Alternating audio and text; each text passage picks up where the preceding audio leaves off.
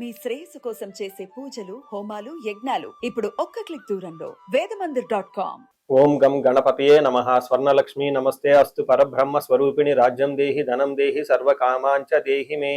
12 రాసుల వారికి లక్ష్మి, స్వర్ణలక్ష్మి అమ్మవారి యొక్క కృపా కటాక్షం వలన ప్రతి ఒక్కళ్ళకి ఆత్మజ్ఞానం కలిగి ఉండాలి. తద్వారా ప్రతి నిమిషం ప్రతి సందర్భంలోనూ సంతోషంగా ఉత్సాహంగా ఉండే విధంగా అమ్మవారికి అందరినీ ఆశీర్వదించాలని, అంతేకాకుండా రాజ్యం దేహి, మన అందరికీ మంచి పదవి, ఉన్నతమైన స్థితి, ఒక అధికారం, దర్పం అన్ని కలిగించాలని, దానితో పాటు స్వర్ణలక్ష్మి అమ్మవారు ప్రతి ఒక్కరికి ధన ప్రవాహాన్ని కలిగించాలని, ఫైనల్ గా సర్వకామాంచ దేహిమే, మనం అనుకున్న ప్రతి కోరిక కూడాను ఇమ్మీడియట్ గా తక్షణమే అమ్మవారు మనకి నెరవేర్చాలని చెప్పేసి అమ్మవారు ప్రార్థన చేస్తూ, గణపతిని కూడా మనం చేసే ప్రతి దానిలోనూ మనకి బుద్ధి సిద్ధి, చక్కటి విజయాన్ని, ఒక మంచి వివేకాన్ని కలిగించాలని, సత్ డెసిషన్స్, మంచి నిర్ణయాలు తీసుకునే విధంగా మనకి గణపతి మనకి కృప ఉండాలని చెప్పేసి ప్రార్థన చేస్తూ, మనం ఈ రోజు టాపిక్ చూసుకుంటే సూర్యుడు వృషభ రాశి నుంచి మిథున రాశిలోకి మారుతూ ఉన్నారు. దీనిని మనకి మిథున సంక్రమణ అంటారు. అంటే ఇది 12 రోజులు ఉంటుంది ఈ సంక్రమణ. మనకి మకర సంక్రమణ,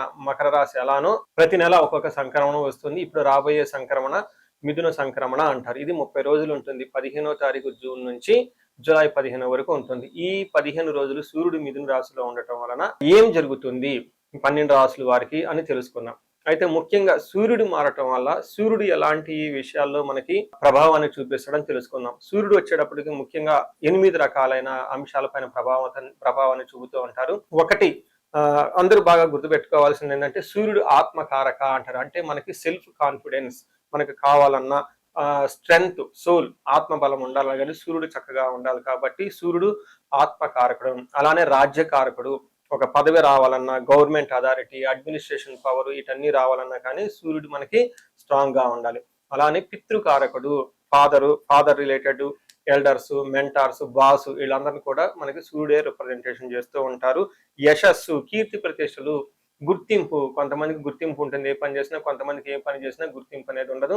ఈ గుర్తింపు లేకపోవడం కూడా కారణం కూడా సూర్యుడు వాళ్ళ జాతకంలో సరిగ్గా లేకపోవడం అని గమనించుకోవాలి. పదవి, అధికారం, అంటే మీకు ఒక స్టేటస్, అంటే ఒక లేబుల్, మేనేజర్ నుంచి హైయర్ మేనేజర్, వైస్ ప్రెసిడెంట్, ఇలా ఒక్కొక్క లెవెల్ బై లెవెల్ ఎదుగుతూ ఉంటారు. అలాంటి పదవి, పొజిషన్ మీకు రావడానికి కూడా కారణం సూర్యుడు అని తెలుసుకోవాలి. అంతేకాకుండా అధికారం, పవర్, లీడర్షిప్, కమాండింగ్ పవర్, మీరు ఒక పని చెప్తే ఎదుటి వాళ్ళు చేయగల సామర్థ్యం అంతా కూడాను సూర్యుడు మెట్టే మీ జాతకంలో డిసైడ్ అవుతూ ఉంటుంది. తేజస్సు, ఆరోగ్యం, మంచి గ్లోరీ ఉంటుంది, మీకు ఎనర్జీ ఉండాలి, బ్రిలియన్స్, చాలా చక్కగా మీ ఫేస్ అంతా ఎప్పుడు కలగా ఉత్సాహంగా ఉండాలి, దానికి కూడా కారకుడు సూర్యుడు. ముఖ్యంగా లాస్ట్ లో ఆరోగ్య ప్రదాత, సూర్యుడిని ఆరోగ్యం ఇచ్చే వాళ్ళు అంటారు. ఎవరి జాతకంలో అయితే సూర్యుడు సరిగా ఉండరో వాళ్ళకి అనారోగ్యంతో బాధపడుతూ ఉంటారు. ఎవరికైతే సూర్యుడు చాలా జాగ్రత్తగా ఉచ్చ స్థానంలో ఉంటారో చక్కగా వాళ్ళకి హెల్దీగా ఉంటారు, ఫిజికల్ గా చాలా స్ట్రాంగ్ గా ఉంటారు, ఒక పవర్ వాళ్ళలా ఉంటుంది అని తెలుసుకోవాలి. ఇలా 8 రకాలైన ముఖ్యమైన కారకాలు ప్రతి ఒక్కళ్ళ జీవితంలో సూర్యుడు అనేది ప్రభావాన్ని చూపిస్తూ ఉంటారు. అయితే ఈ సూర్యుడు మిథున రాశిలో ఉండటం వల్ల ఇందాక వరకు మనం చెప్పుకున్న విషయాల్లో కొందరికి అనుకూలంగా ఉంటుంది, కొందరికి ప్రతికూలంగా ఉంటుంది. ఏ రాశులు వాళ్ళకి అనుకూలంగా ఉంటుంది, ఏ రాశులు వాళ్ళకి ప్రతికూలంగా ఉంటుందో మనం చూద్దాం. మీనరాశి గమనించుకుంటే ఒక చాలా హ్యాపీ న్యూస్ అని మనం చెప్పుకోవాలి. ఈ సూర్య సంక్రమణ చూసుకుంటే మిథున రాశిలోకి వెళ్ళటం తోటి మీకు 4వ స్థానంలో సూర్యుడు ఉండటం జరుగుతూ ఉంటుంది. ఈ 4వ స్థానంలో సూర్యుడు ఉండటం వల్ల మిక్స్డ్ రిజల్ట్ అని గమనించుకోవాలి. అంటే ఒక యాంగిల్లో కొంచెం ఇబ్బందులు ఉన్నా కానీ మిగతా విషయాలు చాలా బాగుంటుంది. ఎక్కడెక్కడ అనుకూలంగా ఉందో, ఎక్కడెక్కడ ప్రతికూలంగా ఉందో తెలుసుకు ప్రయత్నం చేద్దాం. బట్ ఓవరాల్ గా బాగుంటుందని గమనించుకోవాలి. ఇందులో మనకి సంస్కృతంలో మహర్షులు ఏం చెప్తారంటే అంతఃక్లేశ గృహఛిద్రం సౌఖ్యం హాని మభోజనం ప్రయాణే విఘ్నమాప్నోతి చతుర్దశే రవి సంయుతే అని చెప్తారు. అంటే 4వ స్థానంలో ఉండటం వల్ల అంతఃక్లేశ అంటే మానసికంగా కొంచెం విచారకరంగా ఉండే అవకాశం ఎక్కువగా ఉంటుంది. రెండోది గృహఛిద్రం, ఇంటికి సంబంధించిన వ్యవహారంలో సరైన సుఖం లేకుండా ఇబ్బంది పడిపోతూ ఉంటారు. తల్లికి అనారోగ్యంగా ఉండటం, ఇంటికి సంబంధించిన వ్యవహారాలలో ఏసీ కానివ్వండి, కార్లు కానివ్వండి, బంగ్లాలు కానివ్వండి, లగ్జరీగా కంఫర్టబుల్ గా ఉండే విషయాల్లో మీకు అనుకోకుండా ఇబ్బందులు వచ్చే అవకాశం ఎక్కువ ఉంటుందని గమనించాలి. వీటితోనే కాకుండా సౌఖ్యం హాని మభోజనం, టయానికి భోజనం చేయకుండా ఇబ్బంది పడుతూ ఉంటారని గమనించుకోవాలి. అయితే ప్రయాణాలు చేస్తే ప్రయాణాల్లో ఆటంకాలు ఉంటాయి, సరైన రిజల్ట్ అయితే ఉండదు. ఏ ఉద్దేశంతో అయితే మీరు ప్రయాణాలు చేస్తూ ఉంటారో ఆ యొక్క ప్రయాణాలు ఆ ఉద్దేశం నెరవేరకపోదు. రెండోది ఆటంకాలు కలిగే అవకాశం ఎక్కువగా ఉంటుంది. నెక్స్ట్ ఇంటికి సంబంధించిన వ్యవహారాలలో కూడా చాలా జాగ్రత్తగా ఉండటం ఎంతైనా అవసరం. కార్లు నడిపేటప్పుడు, డ్రైవింగ్ చేసేటప్పుడు, దూర ప్రయాణాలు చేసేటప్పుడు జాగ్రత్తగా ఉండాలి. ఇదంతా మనం నెగెటివ్ సైడ్‌లో. అయితే పాజిటివ్ సైడ్‌లో చూసుకుంటే సూర్యుడు 10వ స్థానంలో చూడటంతో వృత్తిరీత్యా ప్రమోషన్, స్టేటస్, పవర్, అథారిటీ విషయాల్లో చాలా ఎంకరేజ్‌మెంట్‌గా ఉంటుంది.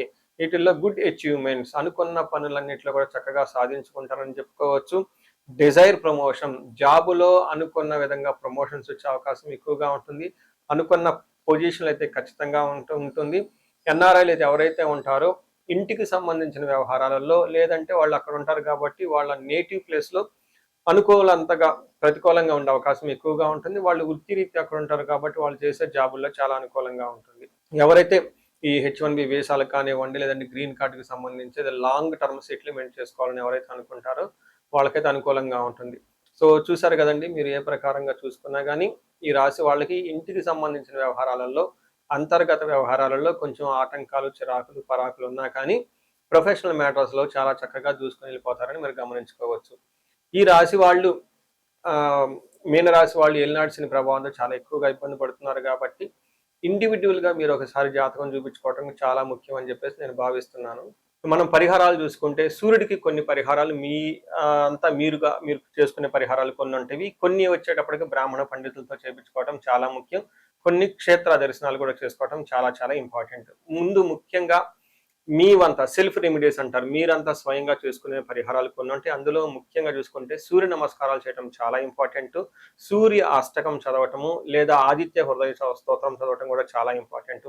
ఎప్పుడైతే ఆదిత్య ఉదయ స్తోత్రము, హనుమాన్ కార్యసిద్ధి మంత్ర రెండు కలిపి కనుక చదువుగలిగితే ఇంకా చాలా మంచి రిజల్ట్ ఉంటుంది. సో ఇక్కడ ఆదిత్య హృదయ స్తోత్రంతో పాటు హనుమాన్ చాలీసా కానీ, హనుమాన్ కార్యసిద్ధి మంత్రం కానీ చదువుకుంటే ఇంకా చక్కటి మంచి రిజల్ట్ వస్తుంది.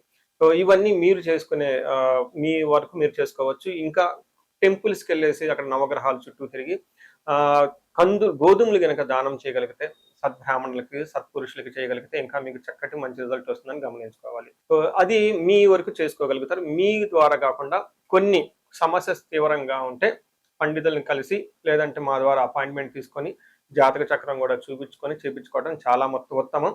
ఇందులో ముఖ్యంగా సూర్యుడికి సంపూర్ణమైన శాంతులు చేయాల్సి ఉంటుంది. గ్రహ శాంతి అంటారు. ఈ గ్రహ శాంతిలో సూర్యుడికి జపాలు, దానాలు, తర్పణాలు, హోమాలు ఇవన్నీ చేస్తూ ఉండాలి. వీటితో పాటుగా ఇంకా మీ యొక్క ఇండివిడ్యువల్ జాతకం చూపించుకోవడం చాలా చాలా ముఖ్యం. ఎవరికైతే మీ యొక్క ఇండివిడ్యువల్ లైఫ్లో మీకు ఏజ్ 35 to 45 మధ్యలో ఉండి 40 years +or- ఉన్న వాళ్ళకి ఎక్కడైనా మీకు లైఫ్ స్టాగ్నేటెడ్ కనిపించింది, అప్పటిదాకా సక్సెస్ఫుల్ ట్రాక్ రికార్డు ఉండి ఇక్కడ ఎందుకో ఆగిపోయారు, గ్రోత్ లేదని మీకు అనిపిస్తే ఒక్కసారి కాల్ చేసి అపాయింట్మెంట్ తీసుకోండి. మీ జాతకం చెక్ చేసుకోండి. నేను 35 to 45 ఏజ్ గ్రూప్ రీసెర్చ్ గ్రూప్గా చేస్తూ ఉన్నాను. చాలా మంది పీపుల్ మిడ్ లైఫ్ క్రైసిస్ అని చెప్పేసి ఇక్కడ ఆగిపోతూ ఉంటారు. చాలా మందికి డైవర్స్ అవుతూ ఉంటుంది. సడన్ గా కెరీర్లో బ్రేక్ వస్తూ ఉంటుంది. సో ఈ మిడ్ లైఫ్ క్రైసిస్ ని మన ఆస్ట్రాలజీ, వేదిక్ ఆస్ట్రాలజీ ఎలా డీల్ చేస్తుంది, దాంట్లో ఏమేమి ఉంటాయి అని చెప్పి తెలుసుకోవచ్చు. ముఖ్యంగా జ్యోతిష శాస్త్రం ప్రకారం గ్రహ శాంతులు అని ఉంటాయి, గ్రహ దోషాలు అని ఉంటుంది. మీ యొక్క దశలు తెలుసుకొని వీటిల్లో ఏదైనా ఒక గ్రహం దోషం ఉండటం అయితే మీరు స్టాగ్నెంటెడ్ అయిపోతారు. దాన్ని ఎలా బయటకు రావాలని పరిహారాలు తెలుసుకోవాలి. వీటితో పాటుగా మీకు ఏమైనా శాపాలు ఉంటే, పితృశాపం, కాలసర్ప దోషము, ఇలా మాతృశాపం, స్త్రీ శాపం, ఏమైనా యాక్టివ్గా శాపాలు ఉన్నాయా, ఈ శాపాలు ఉండటం వల్ల కూడాను మీరు లైఫ్లో గ్రోత్ లేకుండా ఆగిపోయే అవకాశం ఉంటుంది. సో ఎవరికైనా సరే ఎలాంటి ప్రాబ్లం ఉన్నా, ధనానికి ఇబ్బంది పడిపోతూ ఉంటే స్వర్ణలక్ష్మి విశేష హోమం చేయించుకోండి. మీకు వీసా స్టాంపింగ్, హెచ్-1బి, లైక్ ఎక్కడన్నా ఉద్యోగంలో ఎక్కడన్నా బ్రేక్లు వచ్చి ఆగిపోతూ ఉన్నా, లేదంటే ఫైనల్ రౌండ్ దాకా వచ్చి మధ్యలో ఎక్కడన్నా ఆగిపోయినా కానీ మీకు ఇలాంటి వాళ్ళకు కూడాను మన్యు పాశుపత అభిషేకము, రుద్రాభిషేకం చేయించుకోవడం చాలా చాలా ఇంపార్టెంట్. భార్యాభర్తల మధ్య గొడవలకు అన్యోన్య దాంపత్య పాశుపతం చేయించుకోవటం. ఎవరికైనా సర్పాలు, కాలసర్ప దోషాలు, మహాకాలసర్ప దోషాలు అంటే కాలసర్ప దోష నివారణ పూజలు, పితృదోష నివారణ పూజలు మీ యొక్క జాతకం చూసుకొని ఇవన్నీ చేసుకోవటం వల్ల జీవితంలో 10 రెట్లు ఖచ్చితంగా వెళ్ళే అవకాశం ఎక్కువగా ఉంటుందని గమనించుకోవాలి. మీ అందరికీ అష్టైశ్వర్యాలు కలగాలని, భోగభాగ్యాలు కలగాలని చెప్పేసి కోరుకుంటున్నాను. నమస్తే.